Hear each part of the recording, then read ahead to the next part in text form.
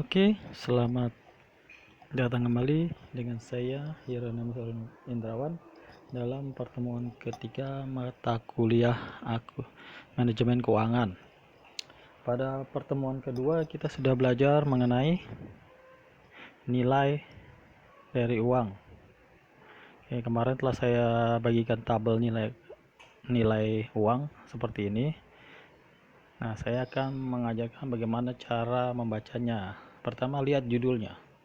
Judulnya Future Value Interest Factor, itu artinya adalah nilai uang di masa yang akan datang. Jadi kalau ada pertanyaan, bila uang kita sekarang 1 juta, di tahun kelima berapa uang kita bila ditabung dengan bunga 3% per tahun. Nah, jadi maka jawabannya kita cari 3% per tahun. Ini 3%. Kemudian kita lihat tahun kelima, berarti ini 3%, ini 3%. Kemudian tahun ke-5, ini tahun ke-5. Nah, ini nilai faktornya 1,593. Maka jawabannya adalah tadi, berapa nilai uang kita bila sekarang kita mempunyai uang 1 juta dengan bunga 3% 5 tahun yang akan datang. Maka berarti 1 juta dikali 1,1593. Nah, jadi bacanya gampang ya. Jadi lihat judulnya, kalau future value berarti berapa nilai uang kita di masa yang akan datang. Kemudian tabel yang kedua adalah, bentar saya hilang dulu. Yang kedua kita lihat future value factor annuity. Berarti ini untuk mencari yang kalau kita tiap tahun terima uang, misalnya tiap tahun kita membayar 1 juta selama 5 tahun dengan bunga 2%. Berapa uang kita di akhir tahun kelima dengan bunga 2% dengan setoran 1 juta. Maka kita lihat 2%, kemudian 5, kemudian 5. Oke, tadi ya, future value of annuity 2%, 5,2040. Maka jawabannya adalah 1 juta dikali 5,2040. Jadi kalau misalnya kita membayar 1 juta tiap bulan dengan bunga 2% selama 5 tahun, maka uang kita di akhir tahun kelima adalah 1 juta dikali 5,0240. Nah, kemudian di tabel A2, kemudian tabel A3 adalah present value. Artinya kita mencari uang kita sekarang. Jadi kalau di masa yang akan 5 tahun lagi kita akan menerima uang misalnya 1 juta, 5 tahun lagi kita akan menerima 1 juta dengan bunga yang berlaku saat ini adalah 10%. Jadi 5 tahun yang akan datang kita akan punya duit 1 juta dengan bunga 10%. Maka kita lihat 10% nilai sekarangnya, maka 5 10%, maka 1 juta dikali 0,620, itu present value interest. Nah, kalau dia tabel A4 ini present, kemudian annuity, berarti kita menerima pembayaran tiap tahun. Misalnya kita menerima uang 1 juta selama 5 tahun, bunga saat ini adalah 7%. 1 juta tiap tahun dengan bunga 1 juta 7%, kemudian di tahun ke 5 sama 5 tahun berapa uang kita kalau dihargai sekarang? Maka tadi 1 juta dikali 4,102. Oke, 4,102. Nah, jadi itu cara membacanya ya, gampang ya daripada kalian menghitung. Namun tetap kalian harus bisa dengan cara menghitung yang kemarin saya bagi di Excel. Oke, sekarang kita masuk ke pertemuan ketiga. Pertemuan ketiga mengenai aplikasi dari nilai uang. Sebentar, pertemuan ketiga. Oke, ini. Nah, jadi judulnya adalah konsep penilaian surat berharga. Apa itu surat berharga? Itu ada di slide selanjutnya. Surat berharga ini. Surat berharga. Jadi intinya dari surat berharga sebenarnya apa? Surat hutang yang diterbitkan oleh suatu perusahaan yang memiliki harga dan dapat diperjualbelikan. Jadi ada format standarnya, itu intinya surat berharga. Intinya itu apa? Surat hutang yang diterbitkan. Nah, ini contoh-contohnya. Ada wesel, cek, prana, kwitansi, giro, commercial paper, obligasi, surat utang negara, surat sekuritas atau di pasar modal. Nah, ini pengertian dari semuanya ini ada di materi tambahan yang saya berikan, rincian tentang wesel, cek. Nah, sekarang kalau kalian sudah pernah lihat wesel dan cek, bedanya apa wesel dan cek? Sama-sama kita mencairkan uang di bank. Kalau wesel di situ ada tanggal jatuh tempo. Dia hanya bisa dicairkan berdasarkan tanggal yang ada di wesel. Sedangkan cek bisa dicairkan kapan saja bila kita sudah menerima ceknya. Kalau wesel ada waktunya. Kalau cek biasanya nggak ada waktunya. Ya, ini adalah obligasi. Nah, penghitungan semua ini adalah dengan value of nih yang sudah kita pelajari tadi bagaimana cara menghitungnya dan lain-lain. Makanya kalian harus bisa membaca tabel dan menghitung menggunakan Excel. Kemudian selanjutnya, nah di sini investasi merupakan komitmen penempatan dana pada periode waktu tertentu untuk mencapai suatu tingkat hasil yang diinginkan. Jadi biasanya kalau kita berinvestasi pasti ada timbal balik yang kita harapkan, dan biasanya itu dalam bentuk uang atau biasanya bunga ya, persentasi. Kemudian juga surat berharga itu kalau diperjualkan ada nilainya, jadi nggak bisa sembarangan, ada nilainya, walaupun pada kenyataannya nanti ya, penjual mungkin bisa menjual seenaknya, cuman kita ada perhitungannya, wajar kan untuk dibeli. Makanya sini ada harga wajar aset. Nah, ini adalah obligasi, adalah surat utang.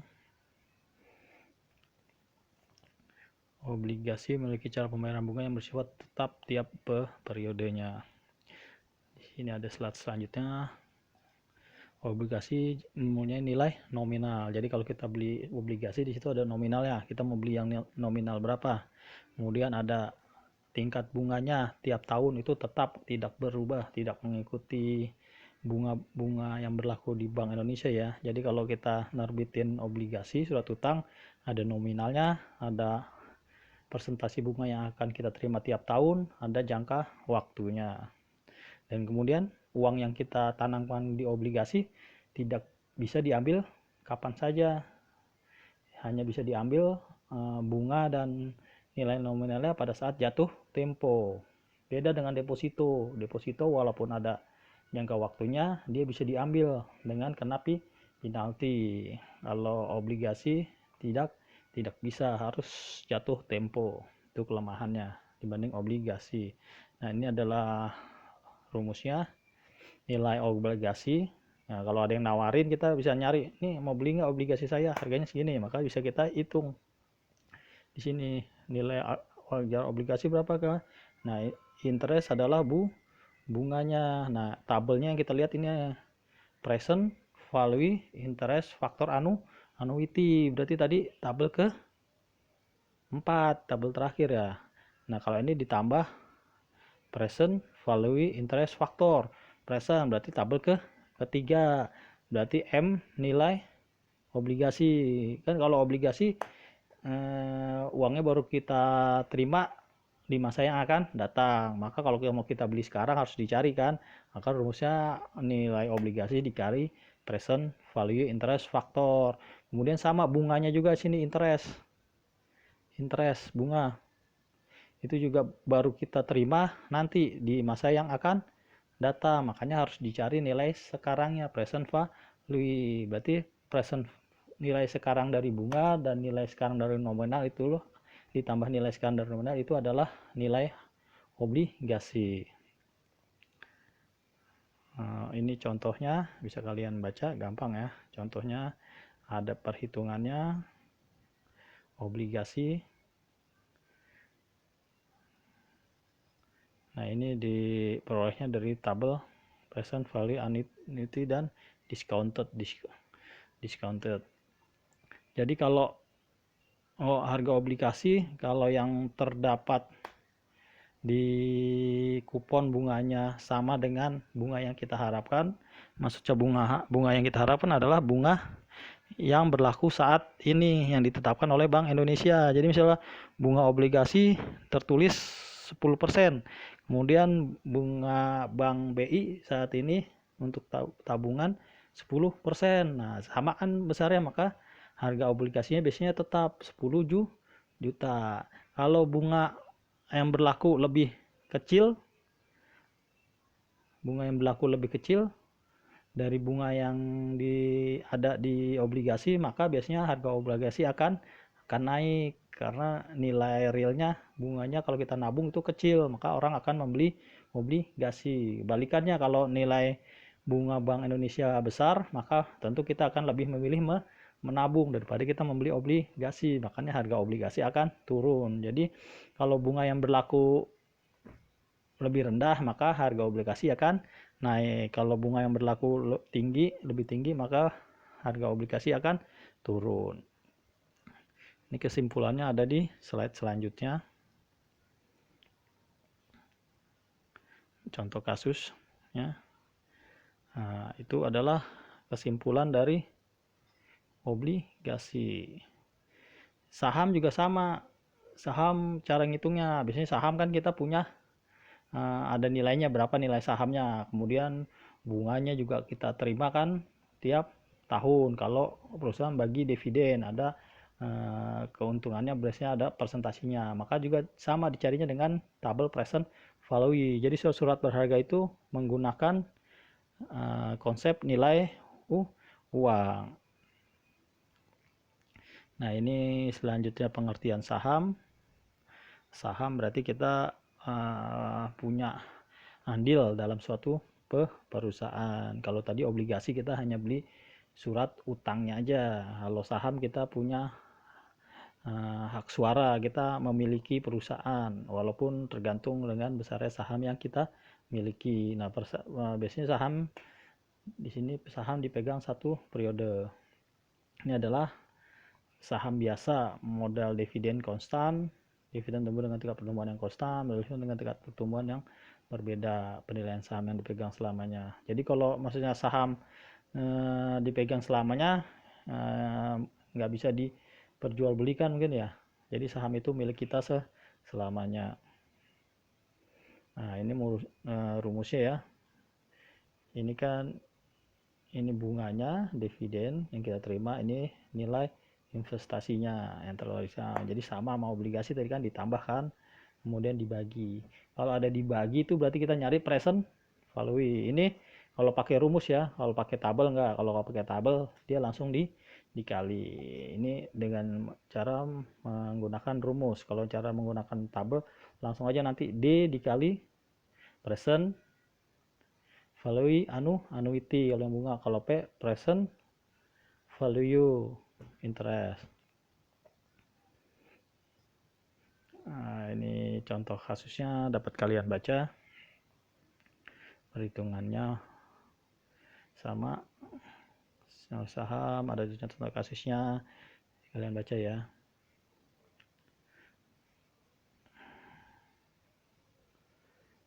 Nah, di sini ada, kalau tadi bunganya berubah-berubah ya. Nah itu bisa kita cari, lebih ribet. Yang penting kalian paham cara penghitungannya. Jadi konsepnya di sini kalian harus paham cara mencari nilai sekarang dari investasi kita, atau nanti nilai uang kita di masa yang akan datang. Nah, kalau preferen ini dia perhitungannya berdasarkan saham yang kita miliki ya. Jadi kalau misalnya kita punya saham 100, saham yang beredar 1000, maka bunga yang kita terima berarti 100 per 1000 dari dikali dividen yang dibagikan. Jadi dia bukan berdasarkan persentase ya. Jadi berdasarkan persentase dari saham yang kita miliki kalau preferen. Saham preferen dengan ini cara penghitungannya, present value.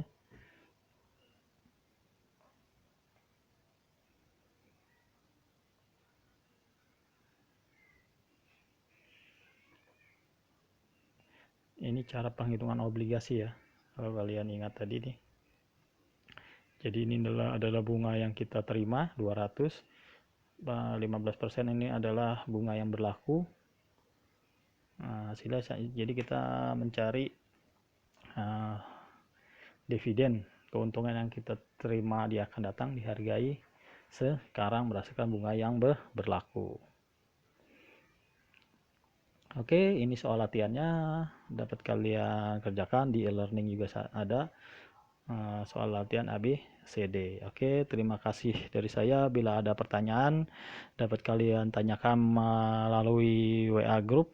Bila kalian membutuhkan video conference, silahkan kalian buat video conference, kemudian invite saya untuk bergabung. Oke, terima kasih dari saya. Selamat belajar dan tetap semangat. Tolong keaktifannya ya, untuk bertanya agar kita bisa saling membantu dan perkuliahan ini belajar dengan berjalan dengan lancar. Oke, sekian dari saya. Terima kasih.